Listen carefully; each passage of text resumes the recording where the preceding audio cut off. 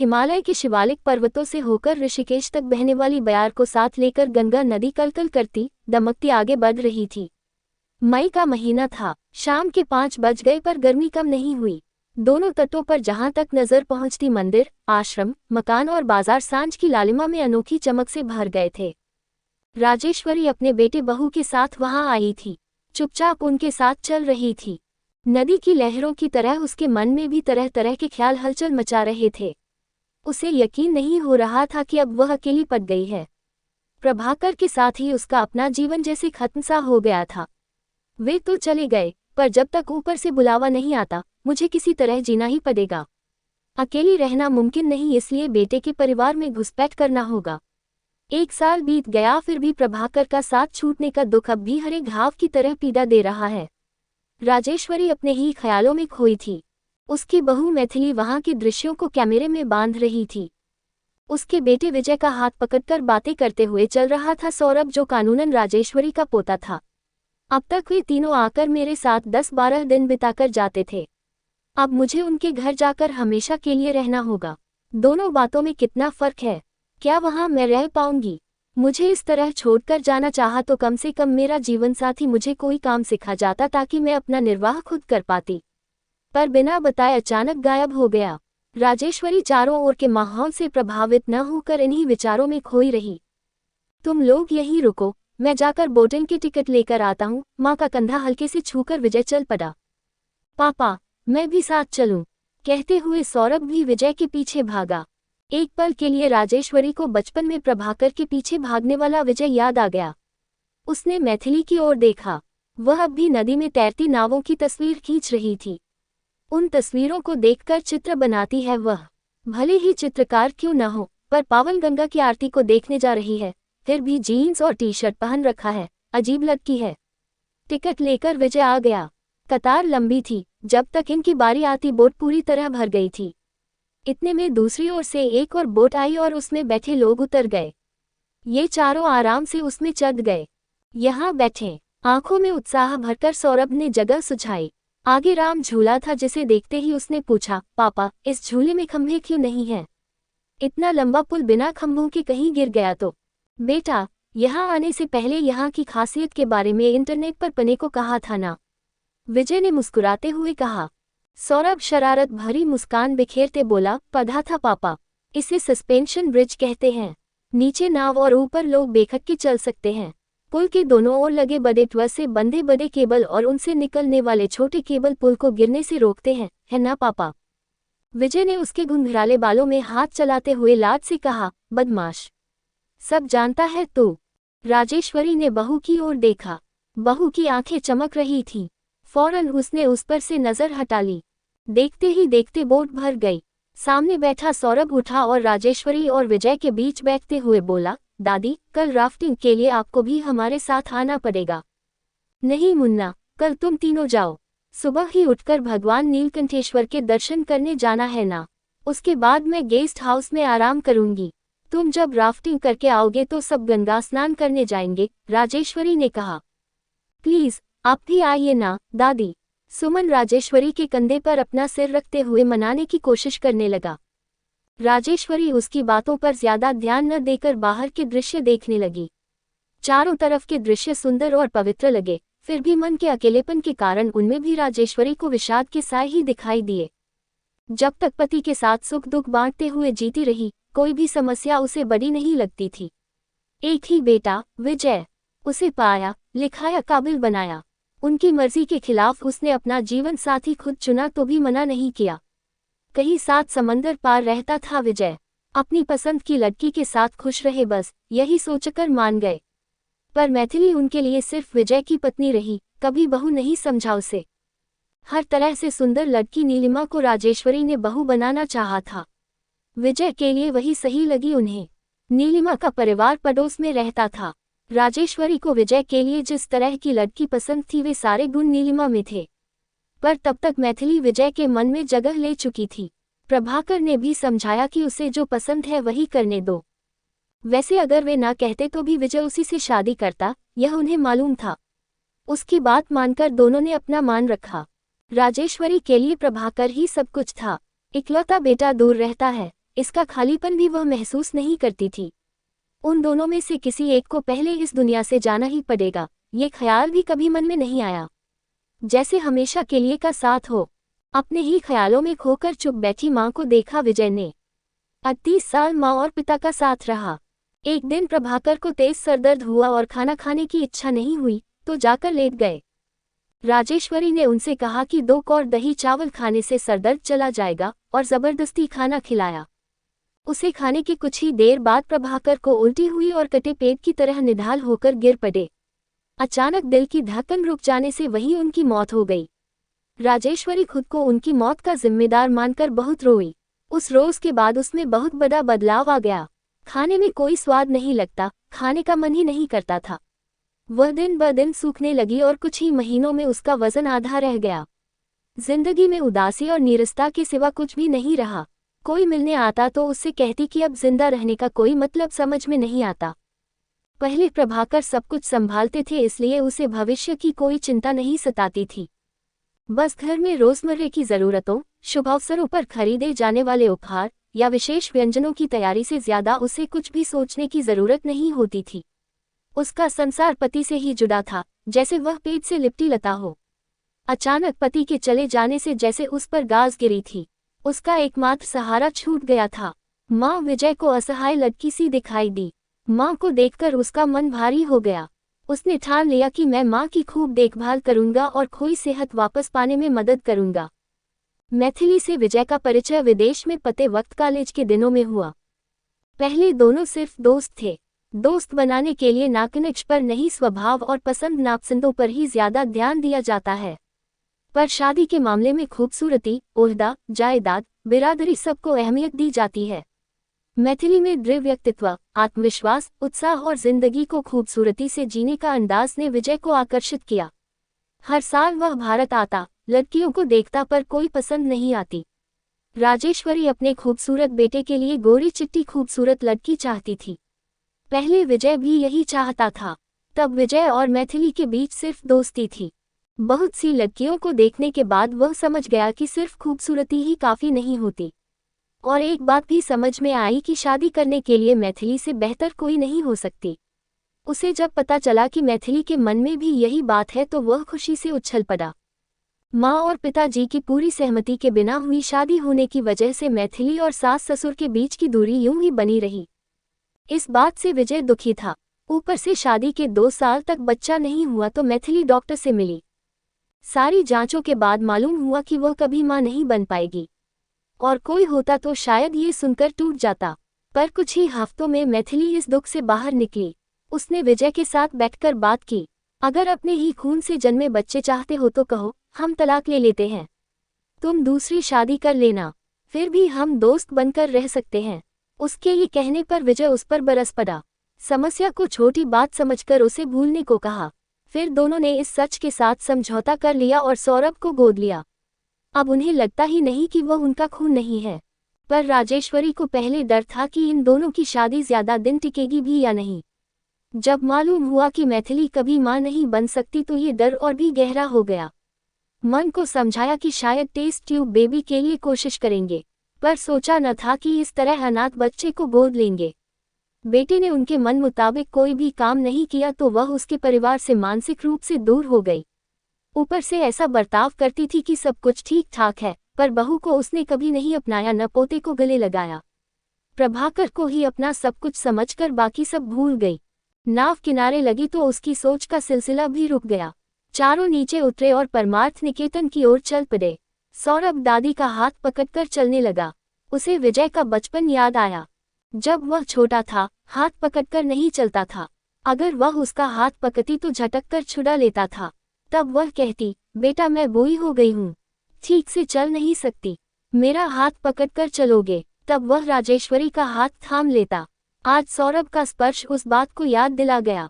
रास्ते के दोनों तरफ दुकानें थीं। उनमें रंग बिरंगे मन के कलाकृतियां आदि थे। जब भी वह प्रभाकर के साथ कहीं घूमने जाती तो प्रभाकर उसके साथ आकर ऐसी छोटी मोटी चीजें खरीदते थे। ये याद करते ही उसकी आंखें नम हो गईं। थोड़ी दूर चलकर परमार्थ निकेतन पहुंच गए। यात्रियों के लिए निर्मित परमार्थ निकेतन बहुत बड़ा है। 1000 कमरे हैं उस आश्रम में। अहाते में फूलों के पौधे और मंदिर हैं। पौराणिक कथाओं से संबंधित शिल्प हर कहीं दिख रहे थे। उनके बारे में सौरभ बहुत सारे सवाल पूछने लगा। विजय और मैथिली उसके सवालों के जवाब दे रहे थे। राजेश्वरी एक जगह भजन गाती विधवाओं को देखकर रुक गई। इनकी तरह इस जगह रुक जाऊं तो? मन में एक पल के लिए ख्याल आया। चलो माँ, जल्दी गंगा तट पर पहुंचेंगे तो बैठने को जगह मिल जाएगी, नहीं तो भीड़ में कुछ भी दिखाई नहीं देगा, विजय ने कहा तो वह जैसे नींद से जाग गई और उनके साथ चल पड़ी। सामने गंगा तट के मुखद्वार सा बड़ा कमान था जिस पर श्री कृष्ण और अर्जुन का शिल्प गीता का दृश्य था। बहुत ही सुंदर लग रहा था पूरा माहौल। आगे कमान और उसमें से दिखाई देती बलखाती गंगा की धारा, जैसे किसी चित्रकार ने उसे चित्रित किया हो। उस नदी के बीचों बीच हिमनद सी ऊपर उठी महाशिव की सफेद प्रतिमा। उसे देखकर राजेश्वरी मंत्रमुग्ध होकर खड़ी रह गई। पापा, यह देखो बलवान बजरंगबली, कितनी बड़ी मूर्ति है ना? सौरभ हैरान होकर ऊंची आवाज में बोला। बेटा, यहाँ मौन रहकर चारों ओर के माहौल को महसूस करो। स्वामी जी हवन करेंगे, उसे देखो। यहाँ चारों ओर इस कार्यक्रम से जो पॉजिटिव वाइब्रेशन उठेंगे उनसे हमारे बदन में एक अद्भुत भावना शक्ति पैदा होगी। उसे महसूस करने के लिए मौन धारण करना पड़ेगा, समझे? विजय ने प्यार से उसे समझाया।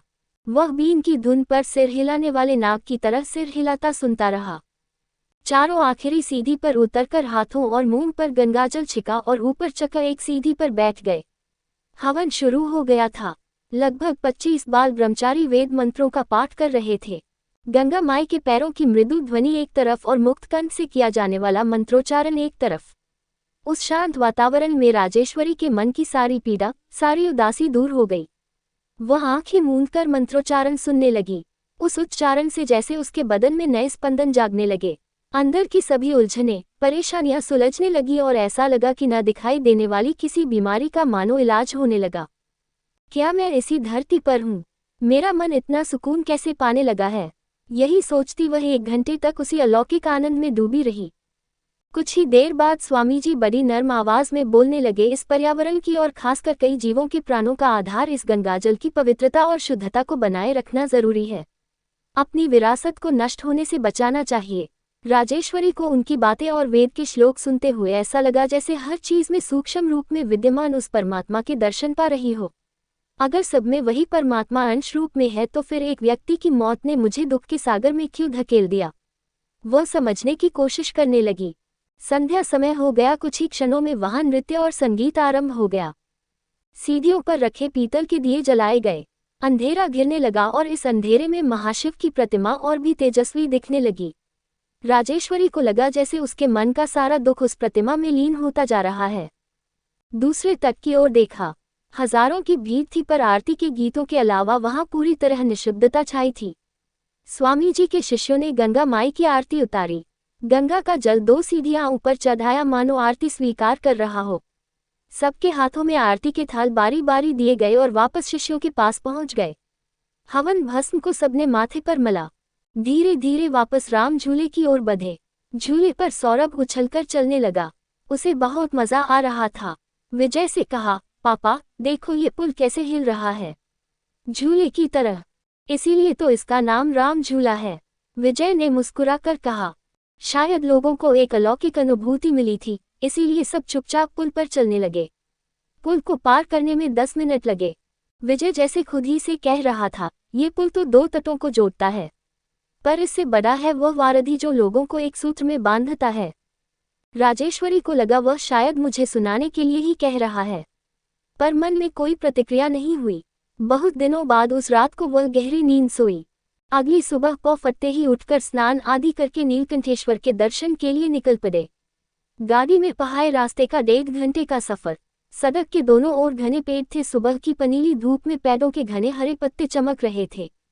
पहाड़ों की श्रेणियां कहीं हरी तो कहीं नीली दिखाई दे रही थीं, जैसे चारों ओर की प्रकृति को किसी ने सुनहरे रंग में रंग दिया हो। बड़ा मनोहर दृश्य था। गंगा नदी तो रास्ते भर शरारती बच्चे की तरह उनके पीछे पीछे दौड़ती आई। जिधर भी देखते वहां से नजर हटाना मुश्किल लगता। भगवान के दर्शन करके लौटने लगे तो सौरभ फिर दादी को मनाने लगा, दादी प्लीज आप भी राफ्टिंग के लिए आइए ना, बिल्कुल खतरा नहीं होता, हम पहले भी एक बार गए थे। मैं इस उम्र में राफ्टिंग क्या करूंगी, मुन्ना तुम तीनों हो आओ। मैं आरती में आया था ना, आपको भी मेरी बात माननी होगी दादी। तू तो बोट में जाना और रामझूला पर चलना चाहता था, इसीलिए आया, उसने मुस्कुराते हुए कहा। ऐसा कुछ नहीं है, क्या कोई पहाड़ों और नदियों की आरती उतारता है भला? आप तीनों जा रहे थे इसलिए मुझे भी आना पड़ा। पापा हमेशा कहते हैं, एक परिवार में रहने वालों को प्यार से साथ रहना है। कुछ काम इच्छा न होने पर भी एक दूसरे के लिए करना चाहिए, सौरभ ने सीधे दादी की आंखों में देखते हुए कहा। राजेश्वरी को उन नन्ही आंखों में प्यार दिखा। वह दादी को साथ लिए बिना न जाने को ठान चुका था। दादी के साथ राफ्टिंग का मजा बांटना चाहता था। ये देखकर उस बच्चे पर उसके दिल में प्यार उमड़ आया। उसकी खातिर जाने का भी मन हुआ। मुझे पानी से डर लगता है मुन्ना, और अब उम्र भी इस तरह के काम करने की नहीं रही, सौरभ के गाल खींचते हुए उसने कहा। क्या दादी, अभी आप सिर्फ 58 साल की हैं? उस दिन अखबार में नहीं पढ़ा क्या, लाइफ स्टार्ट्स एट 50 लिखा था? राजेश्वरी के मन में हुक सी उठी। अगर 50 की उम्र में जिंदगी शुरू करनी है तो फिर 57 साल में जीवन साथी चला जाए तो वह औरत क्या करे? दादी यूं ही बहाने बनाती है बेटे, उन्हें पानी से बहुत लगाव है। शायद तेज बहती उछलती नदी से डरती हैं, बस। छोटी नदियाँ, बरसात का पानी उन्हें बहुत अच्छा लगता है, विजय ने कहा। आप भी आइए मान जी, इसमें खतरा बिल्कुल नहीं होता। छोटे बच्चे तक राफ्टिंग करते हैं। नदी प्रवाह के साथ साथ चलने का ऐसा अनोखा अनुभव बार बार नहीं मिलता। गंगा आरती की तरह ये भी एक अद्भुत अनुभव है, मैथिली ने कहा। वैसे मैथिली किसी बात को जोर देकर नहीं कहती। सास ने उसे पूरे मन से नहीं अपनाया, ये जानकर वह अपनी हद में ही रहती। न जाने क्यों इस बार वह ये सब कह गई, और राजेश्वरी को वह अच्छा भी लगा। लाइफ जैकेट तो होगा ना दादी, पानी में गिर भी गए तो कुछ नहीं होता, बल्कि मजा आता है, सौरभ ने कहा। तू चुप कर, पानी में गिरने का सवाल ही नहीं उठता। जहां प्रवाह का वेग कम होता वहां कुछ लोग जानबूझकर पानी में कूद पड़ते हैं, मैथिली ने कहा। राजेश्वरी ने विजय की ओर देखा। चलो ना माँ, तुम कभी गई नहीं हो इसलिए डरती हो, उम्र में तुमसे बड़े भी आते हैं, विजय ने ढाढ़स बंधाए। ज्यादा से ज्यादा क्या होगा, डूबकर मर जाऊंगी तो भी क्या फर्क पड़ेगा, राजेश्वरी ने सोचा और कहा। ठीक है, मुन्ना कह रहा है इसलिए आऊंगी। मन में घबराहट जरूर थी, फिर भी राजेश्वरी ने उसे जाहिर नहीं होने दिया। दोपहर का खाना खाने के बाद थोड़ी देर सुस्ताकर राफ्टिंग के लिए निकले। राजेश्वरी ने साड़ी की जगह सलवार कुर्ता पहना। विजय ने पहले सिर्फ 3 टिकट खरीदे थे, अब चौथा टिकट लेने लगा तो वह बोली कि 600 बेकार में खर्च करना है, मेरा आने का मन भी नहीं है। विजय ने छोटी बच्ची को मनाने के अंदाज में मां के कंधे पर हाथ डालकर कहा, एक बार चलकर देखोगी तो कहोगी बहुत मजा आया। बस अब मुझे कुछ नहीं सुनना है, चलो हमारे साथ। राफ्टिंग का सामान और 10 लोगों के साथ जीप चल पड़ी। फिर से ऊंचाई तक चाव के बाद नदी तट पर पहुंच गए। सबने जल्दी जल्दी लाइफ जैकेट और हेलमेट पहन लिए। मैथिली ने राजेश्वरी की मदद की। गाइड ने आकर सब कुछ चेक किया और सबके हस्ताक्षर लिए कि अगर इस दौरान किसी को चोट पहुंची या जान चली गई तो उसकी जिम्मेदारी राफ्टिंग कराने वालों की नहीं होगी। उस पर दस्तखत करते हुए राजेश्वरी का हाथ कांपने लगा। जीप पर बंधी राफ्ट को कुछ लोग उतार लाए और गाइड ने सबको एहतियात बरतने की कुछ बातें समझाईं। आंटी जी, क्या आप चप्पू चलाएंगी या सिर्फ बैठना चाहेंगी, उसने पूछा। राजेश्वरी ने फिसलन से भरी राफ्ट को देखा और कहा, मैं ना बाबा। मैथिली ने मुस्कुराकर कहा, माँ जी आप यहाँ सामने बैठिए, यहाँ से चारों ओर के दृश्य साफ दिखाई देंगे। You will enjoy.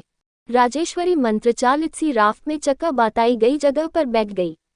राफ्ट के दोनों किनारों पर 4-4 लोग बैठ गए। दोनों हाथों से डांडे पकड़ेंगे तो ऊंची लहरें आए तो पानी में गिर न जाएंगे।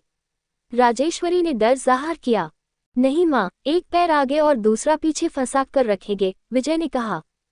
छोटा बच्चा है सौरभ, वह भी डंडा चलाएगा।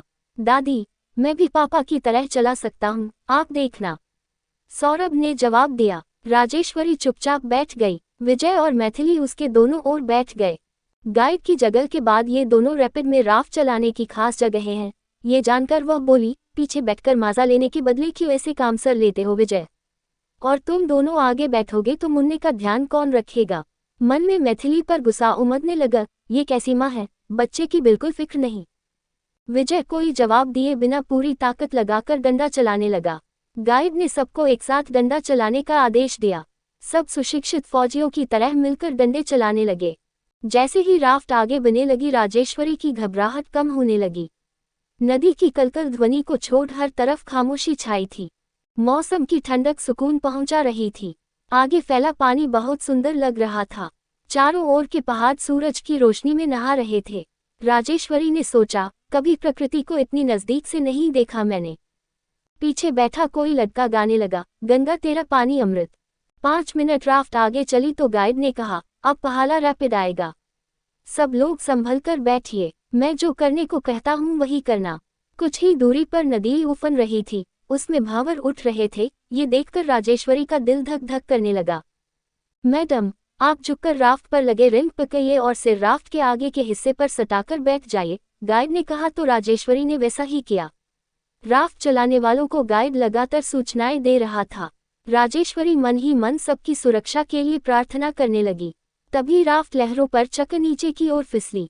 विजय चिल्ला चिल्लाकर सौरभ को डंडा चलाने का तरीका बताने लगा। राजेश्वरी ने कनखियों से मैथिली को देखा और सोचा, इस लड़की में कितना आत्मविश्वास है। विजय सी बराबरी करते हुए डंडा चला रही है। ऊंची लहरें जोर से राफ्ट को दोनों तरफ से थपेड़े लगाने लगी। सब पानी में पूरी तरह भीग गए। बड़ी सी ऊंची लहर पर चक्कर जब भी राफ्ट नीचे की ओर जाता तो सब मजा ले लेकर चहक उठते। राजेश्वरी को पीछे अकेले बैठे सौरभ की फिक्र बेचैन करने लगी, पर उसकी ऊंची आवाज में खुशी जाहिर करने पर वह तसल्ली पा लेती। किसी तरह पहले रैपिड को सही सलामत पार किया और फिर से पानी का बहाव शांत हो गया। राजेश्वरी धीरे उठी और पहले वाली जगह पर बैठ गई। सब बड़े उत्साह में थे।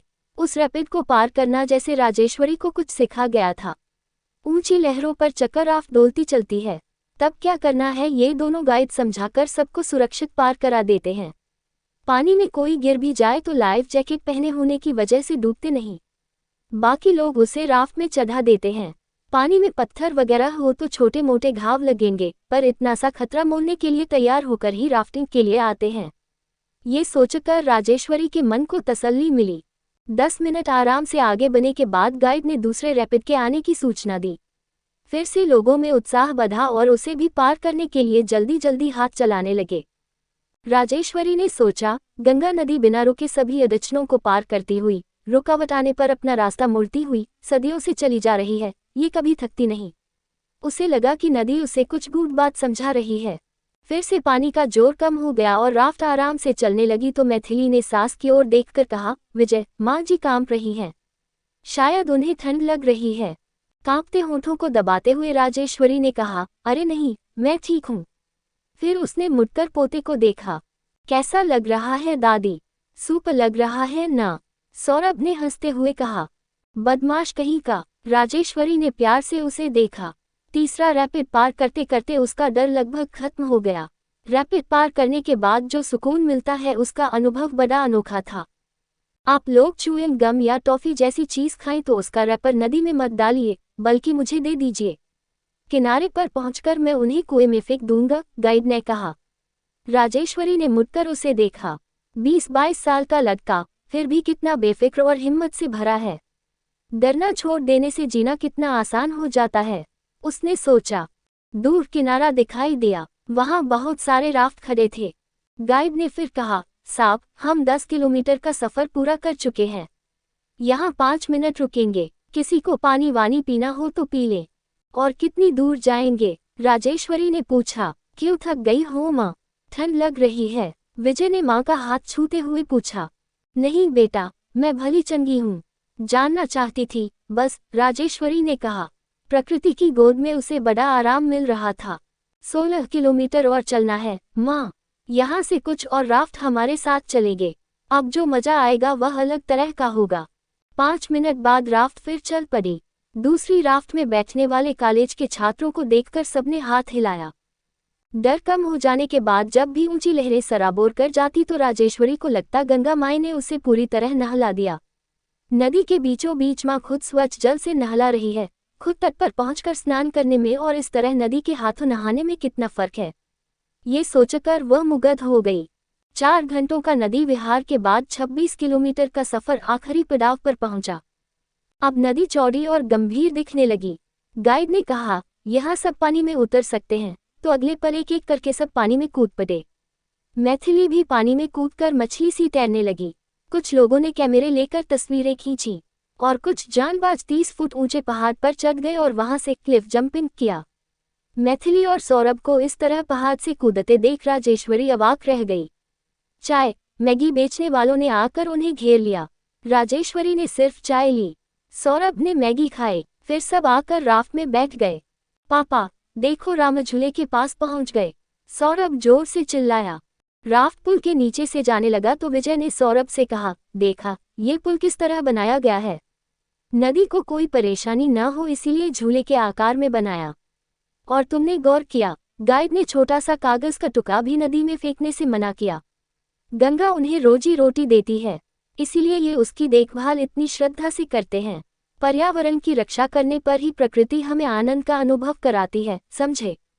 जी पापा, आप, मम्मी और दादी ने मुझे ऐसे अद्भुत सफर का अनुभव कराया। थैंक्स पापा, कहकर उसने विजय की ओर फ्लाइंग किस फेंका।